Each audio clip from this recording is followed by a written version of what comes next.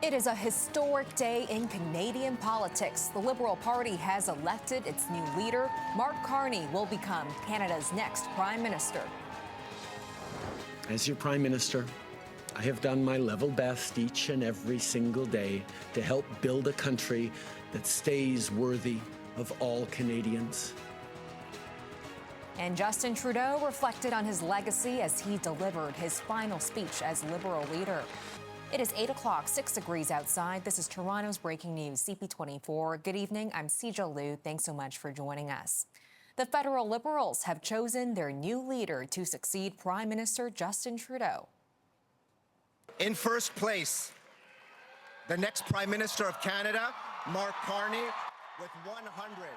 Mark Carney was the frontrunner in the Liberal leadership race and recorded an overwhelming win on the first ballot, taking nearly 86% of the vote. Chrystia Freeland was in second with 8%, while Karina Gold and Frank Baylis each received about 3%. In his victory speech, Carney spoke about economic threats, U.S. President Donald Trump, and Conservative leader Pierre Poilievre. We're all being called to stand up for each other and for the Canadian way of life. Prime Minister Justin Trudeau delivered his farewell address to Liberal Party members earlier. You remember where we were 15 years ago with just 35 seats in the House. For more reaction and analysis, let's bring in former federal policy advisor Hussein Abu-Gooday, who is in Ottawa at the Liberal convention. Hussein, you were in the room witnessing this historic day unfold. What was the mood like as Justin Trudeau delivered his farewell speech and Mark Carney crowned the new Liberal leader?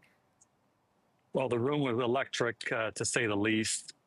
Folks were super supportive. We've never seen a resounding victory for a Liberal leader like this since probably the days of Paul Martin. It is a historic day in Canadian politics. Mark Carney named the new Liberal leader, and he was really the front runner from the beginning. Why do you think we didn't see a more competitive race?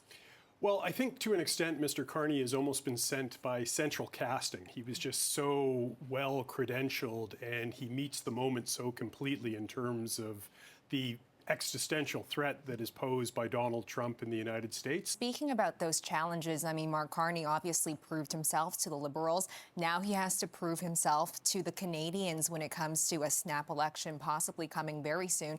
What challenges do you think he might face when it comes to convincing the Canadian people that he should be the leader? Well, I think he has to rely on his experience, which is extraordinary in terms of what he brings to the table, in terms of his ability to meet the moment and deal with the challenges ahead. And for more analysis on this, I'm joined live by Conservative strategist John Capobianco. John, thanks so much for your time today. Now, we are expecting a snap election to be called very shortly here, and recent polls have showed that Mark Carney has given the Liberals a boost, putting them neck and neck with the Conservatives. Do you think we are going to see a tighter race for Prime Minister now? I think for sure the race is tightened up. I think it's not surprising for those of us that have been watching this for the last little while. The Conservatives have been up 20 points for the last year and a half to 2 years, and that just wasn't sustainable. Now let's turn over to Conservative leader Pierre Poilievre. He just shared a following statement on social media. It says Liberals are trying to trick Canadians into electing them for a fourth term by replacing Trudeau with his economic advisor, Mark Carney. It is the same Liberal team that drove up taxes, housing costs, and food prices, while Carney personally profited from moving billions of dollars and thousands of jobs out of Canada to the United States. We need a new Conservative government that will put Canada first for a change.